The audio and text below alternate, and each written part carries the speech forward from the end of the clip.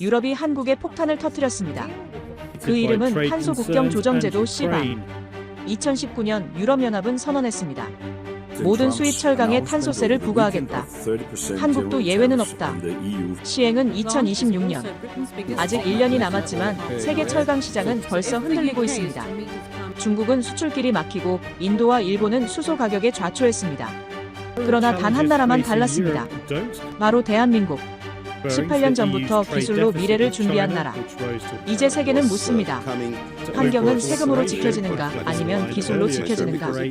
그리고 지금 그 해답의 이야기가 시작됩니다. 2019년 12월 11일 브뤼셀 유럽연합 본부. 회의실 중앙에 설치된 거대한 원형 테이블 위로 차가운 형광등 불빛이 쏟아져 내렸습니다. 저는 안나 밀러 유럽연합 기후정책 담당 국장으로서 이 역사적인 순간을 맞이하고 있었어요. 제 앞에 놓인 200페이지짜리 보고서의 첫 장을 넘기며 심호흡을 했습니다. 오늘 발표할 내용이 앞으로 전 세계 철강 산업의 판도를 완전히 바꿔놓을 거라는 사실을 알고 있었거든요. 손끝이 미세하게 떨렸지만 제 목소리는 단호했습니다.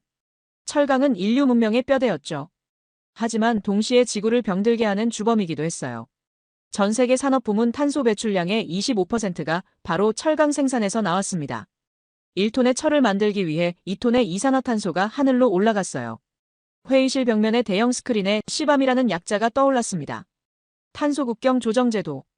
저희가 2년간 설계해온 이 제도의 핵심은 간단했어요. 유럽으로 들어오는 모든 철강 제품에 탄소 함량만큼 세금을 매기는 것이었죠. 라인하르트 슈미트 독일 대표가 자료를 뒤적이며 물었습니다. 한국도 포함되느냐고요? 저는 주저없이 대답했어요. 모든 국가는 예외 없다고 말이에요. 그 순간 회의장 뒤편에서 웅성거림이 일었습니다. 네덜란드 대표가 손을 들며 반박했어요. 한국은 배출량 대비 생산 효율이 높은데 왜 포함시키느냐고 항의하더군요. 프랑스 대표도 가세했습니다. 한국의 제철 기술은 이미 세계 최고 수준이라며 예외를 두는 게 맞다고 주장했어요. 저는 단호히 대답했습니다. 누구든 성장의 이름으로 지구를 더럽힌다면 처벌받아야 한다고 말이에요. 아무리 한국이 선진국이라 해도 탄소 배출량이 높다면 세금을 내야 한다고 했습니다. 그 순간 회의실 분위기가 미묘하게 바뀌었어요. 27개 회원국 대표들의 시선이 저에게 집중됐습니다. 누군가는 고개를 끄덕였고 누군가는 의심스러운 표정을 지었어요. 2026년 1월부터 본격 시행될 이 제도는 3단계로 진행됩니다. 첫 번째 단계에서는 철강, 시멘트, 알루미늄 등 탄소 집약적 산업부터 시작해요. 두 번째 단계에서는 화학, 플라스틱으로 확대되고 마지막 단계에서는 모든 제조업 분야로 확산됩니다. 라인하르트가 다시 질문했어요. 한국까지 포함시키는 이유가 뭐냐고 묻더군요. 저는 그에게 단호하게 답변했습니다. 규제는 명분이 아니라 구조라고 말이에요. 편의가 시작되면 정의는 무너진다고 했어요. 사실 한국은 딜레마였습니다. 기술력은 세계 최고 수준이지만 여전히 석탄 기반의 고로 제철에 의존하고 있었거든요. 포스코의 연간 철강 생산량은 4천만 톤. 그 과정에서 배출되는 이산화탄소만 8천만 톤에 달했어요. 회의가 끝나고 라인하르트가 저에게 다가왔습니다. 그의 표정은 냉소적이었어요. 정의라는 말은 멋지지만 시장이 죽으면 정의도 함께 죽는다고 말하더군요. 저는 그런 그를 바라보며 생각했어요. 과연 우리가 세우려는 것이 정의의 벽인지 아니면 보호무역의 가면인지 말이에요. 그날 밤 사무실에 혼자 남아 세계 지도를 바라봤습니다. 유럽연합의 파란 점들 사이로 붉은 점 하나가 눈에 들어왔어요. 대한민국. 한반도는 지구 전체 면적의 0.1%에 불과하지만 철강 생산량은 세계 6위였습니다. CBAM이 본격 시행되면 한국 철강의 유럽 수출은 30% 이상 감소할 것으로 예상됐어요. 세금 부담만 톤당 50유로에서 100유로까지 늘어날 전망이었거든요. 하지만 저희에게는 선택의 여지가 없었습니다. 지구의 미래가 걸린 문제였으니까요. 다음 날 아침 뉴스에서 이 소식이 전 세계로 퍼져나갔어요. 이유, 2026년부터 탄소세 부과 예정. 한국 철강업계 비상사태 같은 헤드라인들이 쏟아졌습니다. 저는 그 모든 반응을 예상하고 있었어요. 하지만 그때만 해도 몰랐습니다. 한국이 이미 10년 전부터 이날을 준비해왔다는 사실을 말이에요. 2007년부터 조용히 개발해온 혁신적 기술이 있다는 걸 몰랐어요. 그 기술의 이름은 하이렉스. 수소환원 제철이었습니다. 환경정의라는 이름으로 시작된 무역전쟁. 그 전쟁터에서 한국은 세금이 아닌 기술로 맞서려 하고 있었어요. 하지만 그 진실을 알게 되기까지는 아직 6년이라는 시간이 더 필요했습니다. 2025년 3월 15일 브뤼셀 제 사무실 시밤. 시행을 1년 앞둔 시점에서 저는 전 세계 철강 산업의 충격적인 현실을 마주하고 있었습니다. 제 모니터 화면에는 베이징에서 온 긴급 보고서가 떠 있었어요. 중국 철강공업협회의 비공개 회의록이었습니다. 그 문서를 읽으며 저는 소름이 돋았어요. 중국의 철강 생산량은 전 세계의 67%를 차지하지만 탄소 감축 기술은 사실상 전무했거든요. 연간 18억 톤의 이산화탄소를 배출하면서도 대안기술 개발에는 손을 놓고 있었습니다. 보고서에 따르면 중국 철강 수출의 15%가 유럽연합으로 향하고 있었어요.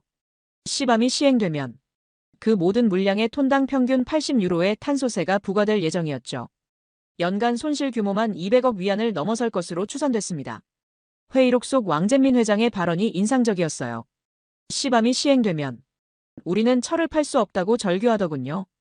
하지만 더 큰 문제는 중국 제철소의 90%가 여전히 석탄 기반의 고로 방식에 의존하고 있다는 사실이었습니다. 제 책상 위로 인도에서 온 또 다른 긴급 보고서가 도착했어요. 뭄바이 타타스틸의 내부 문서였습니다.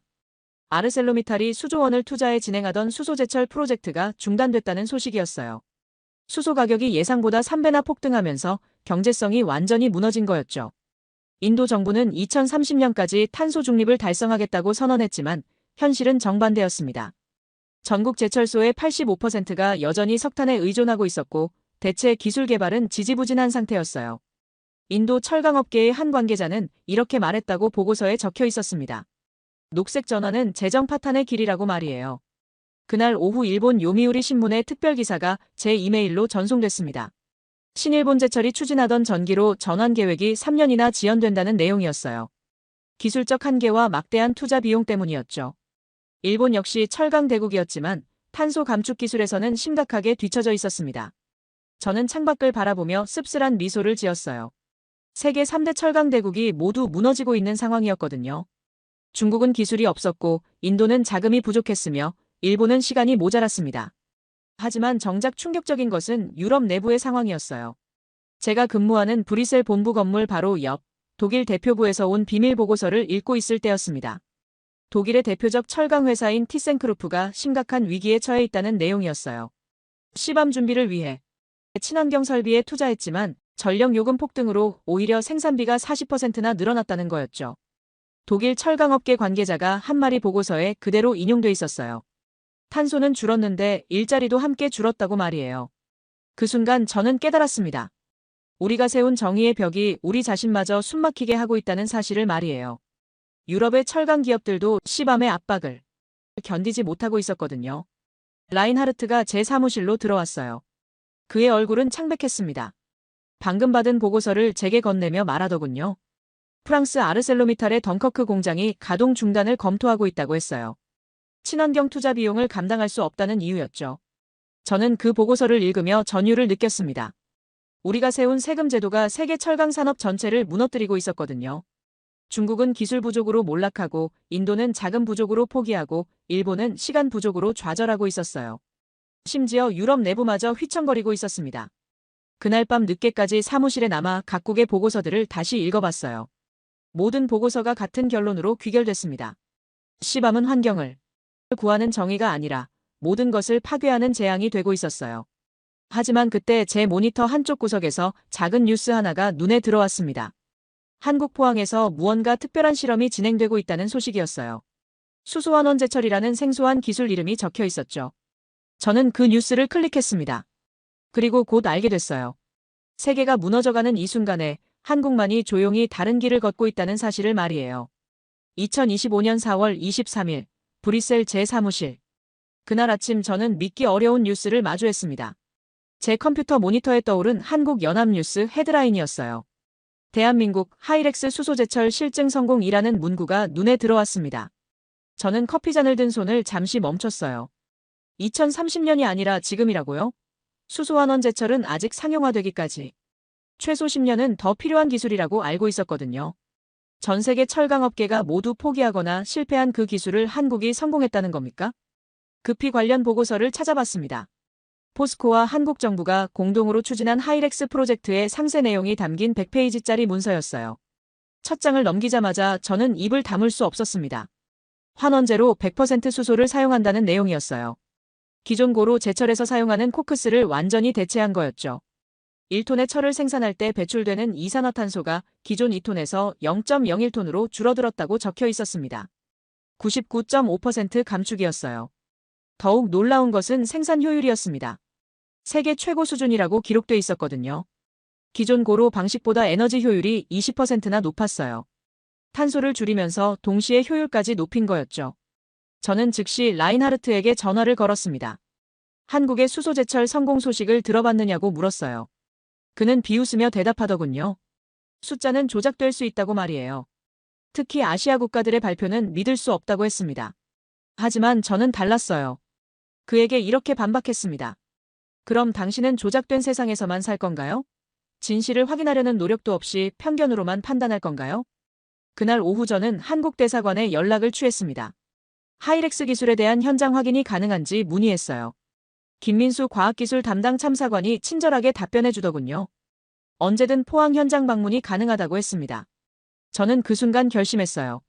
직접 가서 확인해 보겠다고 말이에요. 시밤 정책을 설계한 제가 직접 가서 그 기술의 진위를 파악해야겠다고 생각했거든요. 그날 밤 한국 관련 자료들을 더 찾아봤습니다. 놀라운 사실을 발견했어요. 한국이 수소환원제철 연구를 시작한 때가 2007년이었다는 겁니다. 우리가 시밤을 발표하기 12년 전부터 이미 이 기술을 개발하고 있었던 거예요.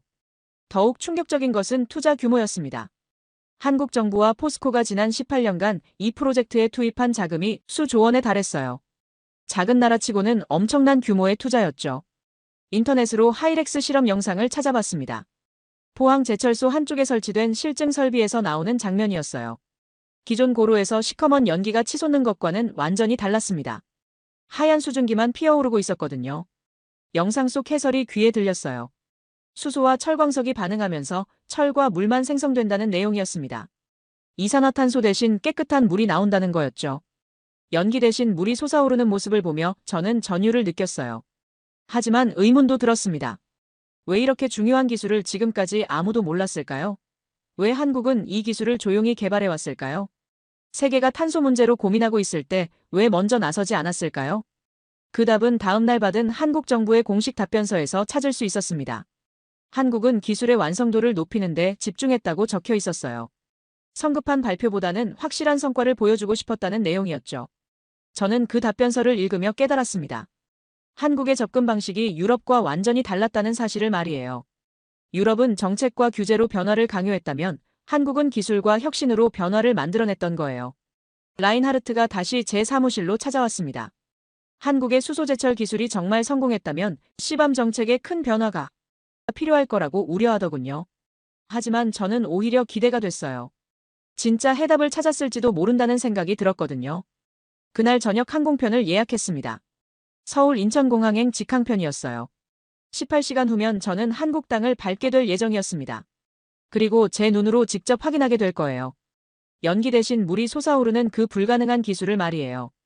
2025년 4월 인천국제공항 18시간의 긴 비행을 마치고 한국 땅에 발을 디딘 순간 저는 묘한 긴장감을 느꼈습니다. 공항 밖으로 나오자 한국의 4월 공기가 제 얼굴을 스쳤어요. 브뤼셀보다 훨씬 따뜻하고 습했습니다. 포항까지는 KTX로 3시간이 걸렸어요. 창밖으로 스쳐가는 한국의 풍경을 바라보며 저는 생각에 잠겼습니다. 이 작은 나라가 정말 세계 철강업계의 판도를 바꿀 기술을 만들어냈단 말인가요? 포항역에 도착하니 박지훈 포스코 기술연구원 수석연구원이 저를 맞아주었어요. 40대 중반의 그는 차분하면서도 자신감 넘치는 인상이었습니다. 악수를 나누며 그가 말하더군요. 하이렉스를 직접 보시면 놀라실 거라고 했어요. 포스코 본사에서 하이렉스 실증 설비가 있는 현장까지는 차로 20분 거리였습니다. 가는 길에 박지훈 연구원이 설명해 주었어요. 이 기술이 단순히 최근에 개발된 게 아니라는 사실을 말이에요. 시밤이 발표된 게 2019년이었다고 그가 말했습니다. 하지만 한국은 그보다 훨씬 전인 2007년부터 이 길을 걷고 있었다고 했어요. 무려 18년간의 긴 여정이었던 거죠. 저는 그 말을 듣고 깜짝 놀랐습니다. 하이렉스 실증동 앞에 도착했을 때 저는 그 규모에 압도됐어요. 높이 50m에 달하는 거대한 설비가 눈앞에 펼쳐져 있었거든요. 기존 고로와 비슷한 크기였지만 분위기는 완전히 달랐습니다. 가장 먼저 눈에 들어온 것은 연기가 없다는 사실이었어요. 기존 제철소에서 흔히 볼 수 있는 시커먼 연기 대신 투명한 수증기만 조용히 피어오르고 있었습니다. 마치 거대한 가습기 같은 느낌이었어요. 박지훈 연구원이 저를 설비 내부로 안내했습니다. 중앙 제어실에 들어서자 수십 개의 모니터가 실시간으로 공정 데이터를 보여주고 있었어요. 온도, 압력, 수소 농도, 생산량 등의 수치들이 끊임없이 변화하고 있었습니다. 그때 이소연 수석기술자가 저에게 다가왔어요. 30대 후반의 그녀는 하이렉스 프로젝트의 핵심 인물 중 한 명이었습니다. 그녀가 차분한 목소리로 설명을 시작했어요. 수소환원 제철의 원리는 생각보다 단순하다고 했습니다. 기존에는 석탄에서 추출한 일산화탄소로 철광석의 산소를 제거했다면 하이렉스에서는 수소가 그 역할을 한다는 거였어요. 화학 반응식도 간단했습니다. 철광석과 수소가 만나면 철과 물이 나온다는 것이었죠. 하지만 실제 구현은 전혀 간단하지 않았다고 이소연 기술자가 덧붙였어요. 수소의 폭발 위험성, 고온에서의 안정적 공급, 효율적인 열 관리 등 수많은 기술적 난제들이 있었다고 했습니다. 저는 궁금했어요. 왜 유럽보다 10년이나 앞서 시작할 수 있었느냐고 물었습니다. 박지훈 연구원의 답변이 인상적이었어요. 아무도 몰랐기 때문에 가능했다고 하더군요. 그의 설명에 따르면 2007년 당시만 해도 기후변화나 탄소 중립은 먼 미래의 이야기였대요. 하지만 한국의 연구진들은 언젠가 반드시 필요한 기술이 될 거라고 확신했다고 했습니다. 그래서 조용히, 꾸준히 연구를 계속해왔던 거예요.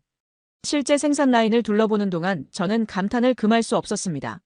철광석이 투입되는 상부에서부터 완성된 철이 나오는 하부까지 모든 과정이 컴퓨터로 정밀하게 제어되고 있었어요. 가장 인상적인 장면은 최종 단계였습니다. 뜨겁게 달궈진 철이 틀에서 나오는 순간 그 옆으로 깨끗한 물이 함께 흘러나왔어요. 이산화탄소 대신 물이 부산물로 나오는 모습을 직접 본 순간 저는 소름이 돋았습니다. 박지훈 연구원이 제게 말했어요. 유럽은 세금을 세웠지만 한국은 기술을 세웠다고 했습니다. 그 말이 가슴 깊이 와닿았어요. 우리는 문제를 지적하고 처벌하는 데 집중했다면 한국은 문제를 근본적으로 해결하는 데 집중했던 거였죠. 현장 견학을 마치고 회의실에서 상세한 브리핑을 받았습니다. 하이렉스의 성능 데이터는 정말 놀라웠어요.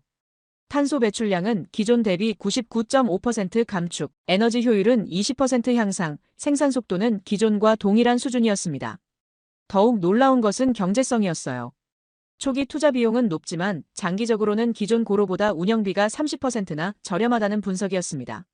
수소 가격이 안정화되면 더욱 경쟁력이 높아질 거라고 했어요. 이소연 기술자가 마지막으로 중요한 말을 했습니다. 이 기술이 한국만의 것이 아니라고 했어요. 전 세계와 공유할 의향이 있다고 말하더군요. 기후변화는 인류 공통의 문제이니까요. 그날 밤 포항의 한 호텔에서 잠들기 전 저는 브뤼셀의 동료들에게 긴 이메일을 보냈습니다. 한국의 하이렉스 기술이 진짜라는 사실을 확인했다고 했어요.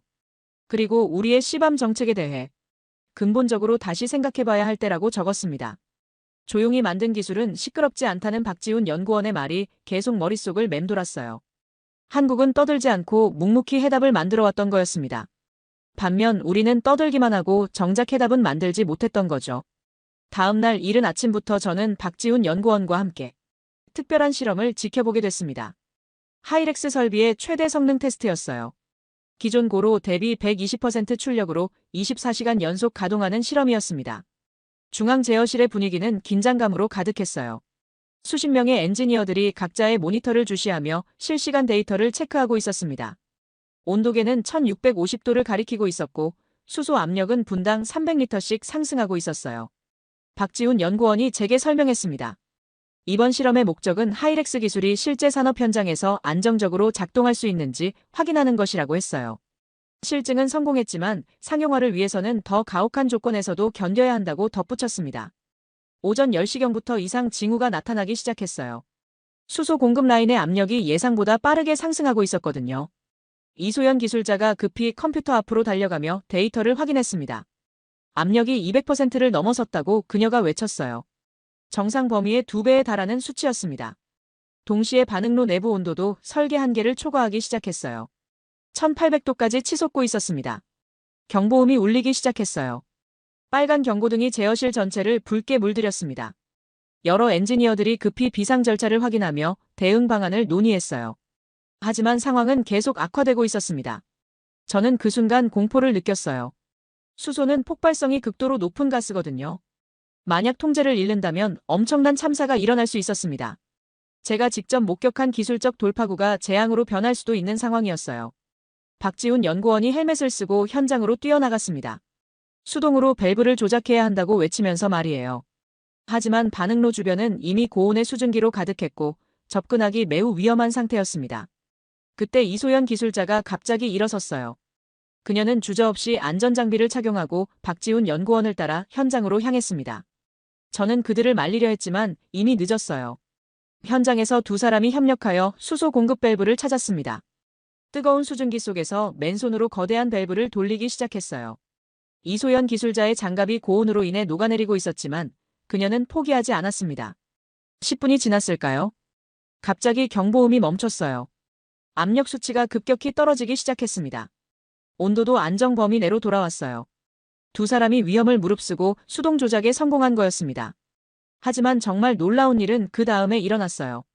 폭발음이나 화재 대신 설비 상단에서 투명하고 깨끗한 수증기가 평소보다 더 많이 피어오르기 시작한 거였습니다. 마치 거대한 분수처럼 말이에요. 현장에서 돌아온 이소연 기술자가 웃으며 말했어요. 이건 불이 아니라 생명이라고 했습니다. 위기 상황에서도 하이렉스는 이산화탄소 대신 물만 만들어냈다는 거였죠. 저는 그 순간 깊은 감동을 받았습니다. 박지훈 연구원이 제게 말하더군요. 우리는 철을 만든 게 아니라 사람을 살렸다고 했어요. 기술이 단순히 생산을 위한 도구가 아니라 인류의 생존을 위한 희망이라는 걸 깨달았습니다. 오후가 되어 모든 상황이 안정화됐을 때 저는 제어실에서 최종 데이터를 확인했어요. 놀랍게도 위기 상황에서도 철 생산량은 목표치를 달성했습니다. 그리고 탄소 배출량은 여전히 제로에 가까웠어요. 이소연 기술자가 손에 붕대를 감고 와서 설명해 주었습니다. 오늘의 실험으로 하이렉스 기술의 안전성과 안정성이 완전히 입증됐다고 했어요. 극한 상황에서도 통제가 가능하다는 것을 보여줬다고 말이에요. 그날 저녁 포항 해안가를 걸으며 저는 많은 생각을 했습니다. 유럽에서 우리가 추진한 시밤은 세금으로 변화를 강요하는 방식이었어요. 하지만 한국의 하이렉스는 기술로 변화를 만들어내는 방식이었습니다. 더 중요한 것은 접근 방식의 차이였어요. 우리는 문제를 지적하고 처벌하는 데 집중했다면 한국은 문제를 해결하고 희망을 제시하는 데 집중했던 거죠. 오늘 목격한 위기 상황에서도 한국의 연구진들은 포기하지 않았어요. 위험을 무릅쓰고 기술을 지켜냈습니다. 그들에게는 이 기술이 단순한 연구 성과가 아니라 미래 세대에게 물려줄 유산이었던 거예요. 호텔로 돌아와 브뤼셀의 보고서를 작성하며 저는 확신했습니다. 진짜 정의는 세금을 부과하는 것이 아니라 생명을 살리는 실천이라는 걸 말이에요. 한국의 하이렉스가 바로 그런 실천의 결과물이었습니다. 그리고 저는 결심했어요. 이 기술을 유럽에 소개하고 CBAM 정책도 근본적으로 재검토해야겠다고 말이에요. 세금보다 기술이, 처벌보다 협력이 진정한 해답이라는 것을 보여줘야겠다고 생각했습니다. 2025년 5월 브뤼셀 유럽연합 본부. 한국에서 돌아온 지 일주일 만에 저는 예상치 못한 폭풍 속에 휘말리게 됐습니다. 제가 포항에서 작성한 하이렉스 기술 보고서가 유럽 언론에 유출된 거였어요. 그날 아침 사무실에 도착하자마자 라인하르트가 성난 표정으로 저를 찾아왔습니다. 그의 손에는 독일 최대 일간지 빌트의 조간신문이 들려 있었어요. 일면 헤드라인이 충격적이었습니다. EU 내부의 배신자 발생 한국 편들기 논란. 제 심장이 쿵쾅거렸어요. 기사 내용을 읽어보니 더욱 심각했습니다. 익명의 EU 관계자가 한국의 수소제철 기술을 극찬하며 시밤 정책의 전면 재검토를 주장했다는 내용이었거든요. 그 익명의 관계자가 바로 저였다는 것을 모르는 사람은 없었어요. 라인하르트가 차가운 목소리로 말했습니다. 제가 유럽을 팔아넘겼다고 하더군요. 18년간 준비해온 CBAM 정책을 무너뜨리려 한다고 비난했어요. 저는 그에게 항변했습니다. 팔아넘긴 게 아니라 진실을 확인했을 뿐이라고 말이에요.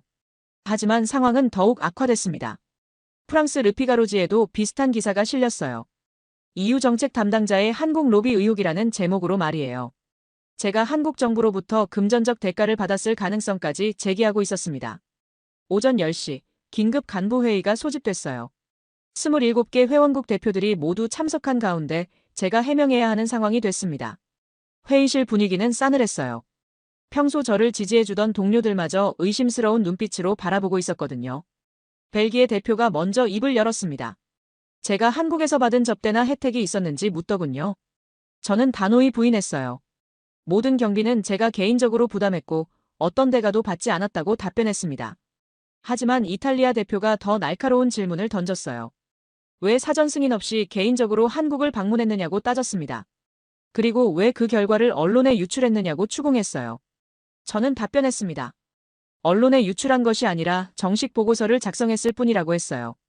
그 보고서가 어떻게 언론에 흘러나갔는지는 저도 모른다고 말했습니다. 하지만 누구도 제 말을 믿지 않는 분위기였어요. 스페인 대표가 결정적인 말을 했습니다. 제가 EU의 이익보다 개인적 신념을 우선시했다고 비판하더군요. CBAM 정책의 근간을 흔드는 행위라고 질타했어요. 그 순간 저는 깨달았습니다. 이들에게는 진실이 중요한 게 아니었어요. 기존 정책을 유지하는 것, 자신들의 기득권을 지키는 것이 더 중요했던 거죠. 회의가 끝나고 제 직속 상관인 클라우스 부위원장이 저를 불렀습니다. 그의 표정은 무겁고 안타까웠어요. 상부에서 제게 징계를 내리라는 압력이 거세다고 말하더군요. 저는 그에게 물었습니다. 제가 뭘 잘못했느냐고 말이에요. 사실을 확인하고 정확한 보고서를 작성한 것이 잘못이냐고 따졌어요. 클라우스 부위원장은 한숨을 쉬며 답했습니다. 때로는 진실보다 질서가 우선이라고 하더군요. 그날 오후 제게 공식 징계 통보서가 전달됐습니다. 무단 해외 출장과 기밀 정보 유출 혐의로 2개월간 직무 정지 처분이었어요. 동시에 CBAM 정책 담당에서도 배제됐습니다. 제 사무실에서 개인 물품을 정리하며 저는 씁쓸했어요. 18년간 몸담았던 이 조직에서 이런 식으로 쫓겨나게 될 줄은 꿈에도 몰랐거든요. 하지만 후회하지는 않았습니다. 라인하르트가 마지막으로 제게 찾아왔어요.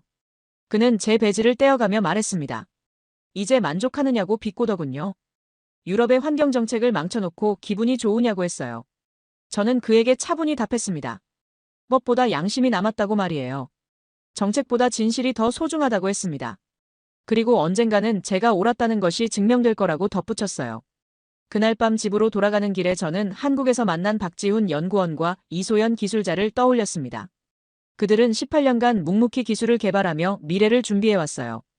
반면 우리는 겨우 6년 만에 서로를 의심하고 배신자로 몰아세우고 있었습니다.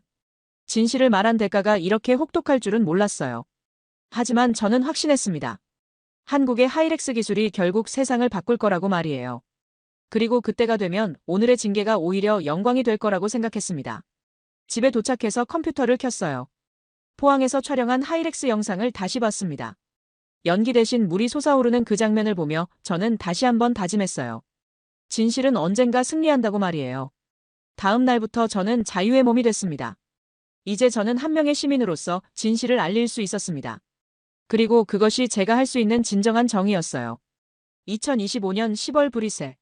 직무정지 5개월이 지난 후 저는 더 이상 EU 공무원이 아니었습니다. 하지만 여전히 CBAM 정책의 향방을 지켜보고 있었어요. 그리고 제가 예상했던 대로 상황이 흘러가고 있었습니다. 그날 아침 충격적인 뉴스가 제 휴대폰으로 날아왔습니다. 네덜란드 타타스틸이 5년 안에 가동을 중단할 계획이라고 발표한 거였어요. 세계 10위 안에 드는 거대한 철강 회사가 유럽에서 철수를 검토한다는 소식이었습니다. 기사를 자세히 읽어보니 이유가 명확했어요. 계속 치솟는 에너지 비용과 CBAM으로 인한 추가 부담을 더 이상 감당할 수 없다는 거였습니다. 무엇보다 기술적 한계 때문에 탄소 중립 목표 달성이 불가능하다고 판단한 거예요. 유럽연합환경정책국 내부 메모 유출 소식도 함께 보도됐습니다. 안나의 업무 종료 상황과 그녀가 올린 우려 문제들에 대한 내용이었어요. 제가 한국에서 보고한 하이렉스 기술의 잠재력이 재조명받고 있었습니다. 로이터 통신에서는 더욱 충격적인 보도를 했어요. 클라우스 부위원장의 인터뷰 내용이었습니다. EU 환경 담당자들이 직접 현안 대안이 아닌 제 주장을 점검해보고 있다는 거였어요. 가장 놀라운 것은 BBC 특별 뉴스였습니다. EU 환경 공무원 포항 견학 내용을 자세히 방영한 거예요. 제가 몇 달 전에 본 것과 같은 장면들이 전 세계로 중계되고 있었습니다. 저는 이런 뉴스들을 보며 안타까웠습니다. 6개월 전 제가 경고했던 상황들이 현실로 나타나고 있었거든요. 세금만으로는 근본적인 변화를 만들 수 없다는 것을 보여주는 사례들이었어요. 그날 오후 더욱 놀라운 소식이 들려왔습니다. BBC에서 특별 뉴스를 방송한 거였어요. 한국 하이렉스 실증 성공, CBAM 체계 무력화 가능성이라는 제목의 10분짜리 특집 프로그램이었습니다. BBC 기자가 포항 현장을 직접 취재한 내용이었어요. 제가 6개월 전에 본 것과 같은 장면들이 전 세계로 중계되고 있었습니다. 연기 대신 물이 솟아오르는 하이렉스 설비, 99.5% 탄소 감축 성과, 기존 고로 대비 우수한 경제성까지 모든 것이 공개됐어요. 방송이 끝나자마자 제 휴대폰이 울렸습니다. 클라우스 부위원장이었어요. 그는 당황한 목소리로 말했습니다. 한국 기술이 정말 성공한 것 같다고 이제 어떻게 해야 하느냐고 물어보더군요. 저는 그에게 차분히 답했습니다. 6개월 전에 이미 경고했지 않았느냐고 말이에요. 그때 제 보고서를 무시하지 말고 진지하게 검토했어야 했다고 했습니다. 그날 저녁 유럽연합 긴급 임시회의가 소집됐어요. 한국의 하이렉스 기술이 시밤에 미칠 영향을 논의하기 위해서였습니다. 물론 저는 참석할 수 없었지만 회의 결과는 다음 날 아침 언론을 통해 확인할 수 있었어요. 가디언지의 독점 보도에 따르면 회의 분위기는 아수라장이었다고 했습니다. 라인하르트가 한국 기술의 진위를 의심한다며 추가 검증이 필요하다고 주장했다고 해요. 하지만 대부분의 참석자들은 이미 기정사실로 받아들이고 있었다고 했습니다. 가장 인상적인 발언은 스웨덴 대표의 것이었어요. 세금보다 기술이 먼저 도착했다고 말했다는 거였습니다. 우리가 규제로 강요하려던 변화를 한국이 혁신으로 달성했다는 뜻이었죠. 며칠 후 더욱 충격적인 소식이 전해졌습니다. 독일의 대표적인 철강회사 잘츠기터가 한국과의 기술 협력을 공식 타진했다는 뉴스였어요. CBAM 대응보다는 아예 한국 기술을 도입하는 것이 더 현실적이라고 판단한 거였습니다. 프랑스도 비슷한 움직임을 보였어요. 아르셀로미탈이 포스코와의 기술 제휴를 검토한다고 발표했습니다. 유럽 최대 철강 회사가 한국 기술에 손을 내민 거였어요. 이탈리아는 더 나아갔습니다. 정부 차원에서 한국과의 친환경 철강 기술 협력 협정을 체결하겠다고 공식 발표했어요. 시밤 정책에 반대하는 것은 아니지만 실질적 해결책이 필요하다는 입장이었습니다. 저는 이런 변화들을 지켜보며 복잡한 심정이었어요. 6개월 전 제가 주장했던 바가 현실로 나타나고 있었지만 그 과정에서 저는 모든 것을 잃었거든요. 하지만 후회하지는 않았습니다. 클라우스 부위원장 인터뷰를 본 직후 더욱 극적인 일이 일어났습니다. 라인하르트가 갑자기 제게 연락을 해온 거였어요. 그는 제게 사과한다고 말했습니다. 그리고 놀라운 사실을 털어놨어요. 우리가 만든 벽이 우리를 가두고 있다고 그가 인정하더군요. CBAM은 다른 나라들을 압박하기 위한 제도였는데 정작 유럽 자신이 그 압박을 견디지 못하고 있다는 거였어요. 더욱 충격적인 것은 그의 다음 말이었습니다. 한국이 기술로 보여준 길이 우리가 세금으로 강요하려던 길보다 훨씬 현실적이고 효과적이라고 인정한 거예요. 저는 그에게 말했습니다. 우리는 세금을 세웠지만 기술은 세우지 못했다고 했어요. 정의를 내세웠지만 실제로는 보호무역의 장벽만 높게 쌓았다고 말이에요. 그날 밤 저는 오랜만에 편안한 잠을 잤습니다. 6개월간의 고립과 비난이 끝나가고 있다는 느낌이었어요. 그리고 무엇보다 한국의 기술이 세상을 바꾸기 시작했다는 확신이 들었습니다. 포항 하이렉스 실증동. 6개월 만에 다시 찾은 이곳은 처음 왔을 때와는 완전히 다른 분위기였습니다. 세계 각국에서 온 시찰단들로 북적이고 있었어요. 독일, 프랑스, 이탈리아 대표단들이 줄을 서서 기다리고 있었습니다. 박지훈 연구원이 저를 반갑게 맞아주었어요. 그는 웃으며 말했습니다. 안나 씨가 처음 와서 쓴 보고서 덕분에 세계가 주목하기 시작했다고 했어요. 저는 그 말을 듣고 뿌듯했습니다. 실증 설비는 여전히 조용히 가동되고 있었어요. 연기 대신 투명한 수증기가 피어오르고 그 아래로 뜨거운 철이 흘러나오고 있었습니다. 6개월 전과 다른 점이 있다면 더욱 안정적으로 작동하고 있다는 사실이었어요. 이소연 기술자가 최신 데이터를 보여주었습니다. 지난 6개월간 하이렉스는 24시간 연속 가동에 성공했다고 했어요. 탄소 배출량은 여전히 제로 수준이고 생산 효율은 오히려 더 높아졌다고 설명했습니다. 무엇보다 놀라운 것은 경제성이었어요. 최근 수소 가격이 안정화되면서 생산비가 기존 고로 방식보다 20%나 저렴해졌다는 거였습니다. 환경과 경제, 두 마리 토끼를 모두 잡은 셈이었어요. 그날 오후 특별한 행사가 열렸습니다. 포항시청에서 주최한 하이렉스 기술 설명회였어요. 한국 정부 관계자들과 포스코 임직원들이 참석한 가운데 공식적인 성과 발표가 있었습니다. 박지훈 연구원이 마이크 앞에 섰어요. 그는 차분한 목소리로 말했습니다. 이제 이산화탄소 대신 물이 철을 만든다고 했어요. 우리가 바꾼 건 공정이 아니라 세상의 방식이라고 덧붙였습니다. 이소연 기술자도 무대에 올라 발언했어요. 18년간의 연구 과정에서 가장 중요했던 것은 기술이 아니라 신념이었다고 말했습니다. 언젠가 세상이 이 기술을 필요로 할 거라는 믿음이 있었기에 포기하지 않을 수 있었다고 했어요. 행사장 뒤편에서 지켜보던 저는 깊은 감동을 받았습니다. 한국의 연구진들은 돈이나 명예가 아니라 미래 세대를 위해 일해왔던 거예요. 그들에게는 하이렉스가 단순한 기술이 아니라 인류의 희망이었습니다. 발표가 끝나고 질의응답 시간이 있었어요. 독일 대표단이 가장 먼저 손을 들었습니다. 이 기술을 유럽에도 이전할 의향이 있느냐고 물었어요. 박지훈 연구원은 흔쾌히 답했습니다. 기후변화는 인류 공통의 문제이니 당연히 공유하겠다고 말이에요. 프랑스 대표도 질문했습니다. 상용화 시기가 언제쯤 될 것 같으냐고 했어요. 이소연 기술자가 답했습니다. 기술적으로는 이미 준비가 끝났다고, 이제는 각국의 의지에 달려있다고 말했습니다. 행사가 끝나고 저는 박지훈 연구원과 개별 면담을 했어요. 그에게 물었습니다. 유럽의 CBAM에 대해 어떻게 생각하느냐고 말이에요. 그의 답변이 인상적이었습니다. 세금은 문제를 지적하는 방식이지만 기술은 문제를 해결하는 방식이라고 했어요. 둘 다 필요하지만 결국 해답은 기술에서 나온다고 덧붙였습니다. CBAM도 나쁜 정책은 아니지만 하이렉스 같은 기술이 더 근본적인 해결책이라고 말했어요. 그날 저녁 포항 해안가를 걸으며 저는 많은 생각을 했습니다. 6개월 전 이곳에 처음 왔을 때와 지금의 심정이 완전히 달랐어요. 그때는 의심과 호기심으로 왔다면 이번에는 확신과 감사함으로 온 거였습니다. 유럽에서 우리가 추진한 CBAM은 결국 보호무역의 다른 이름이었어요. 환경을 핑계로 다른 나라들을 압박하는 수단이었습니다. 하지만 한국의 하이렉스는 진정한 해답을 제시하고 있었어요. 호텔로 돌아와 마지막 보고서를 작성했습니다. 이번엔 개인 블로그에 올릴 글이었어요. 더 이상 EU 공무원이 아니었으니까 자유롭게 쓸 수 있었습니다. 제목은 철보다 강한 신념이었어요. 한국이 18년간 하이렉스를 개발할 수 있었던 원동력은 철보다 단단한 신념이었다고 썼습니다. 기술보다 강한 것은 그 기술을 만드는 사람들의 마음이라고 적었어요. 마지막 문단에는 이렇게 썼습니다.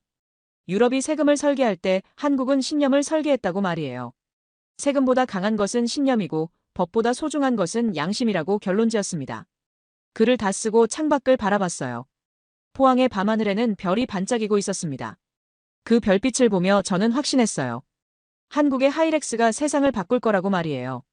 다음 날 아침 인천공항으로 향하는 KTX 안에서 저는 한국에서의 마지막 시간을 만끽했습니다. 창밖으로 스쳐가는 풍경을 보며 생각했어요. 작은 나라가 만들어낸 큰 변화에 대해서 말이에요. 브뤼셀로 돌아가면 제가 할 일이 많았습니다. 하이렉스 기술을 유럽에 소개하고 CBAM 정책의 방향을 바꾸는데 기여해야 했어요. 더 이상 공무원은 아니지만 한 명의 시민으로서 할 수 있는 역할이 있었습니다. 비행기가 이륙하며 한국 땅이 멀어져 갔어요. 하지만 제 마음속에는 하이렉스의 모습이 선명하게 남아 있었습니다. 연기 대신 물이 솟아오르는 그 장면, 정의를 세금이 아닌 기술로 실현하는 그 모습 말이에요. 끝까지 시청해주셔서 감사합니다. 영상이 좋았다면 구독과 좋아요, 그리고 알림 설정도 잊지 마세요. 여러분의 따뜻한 응원이 저희를 계속 움직이게 합니다.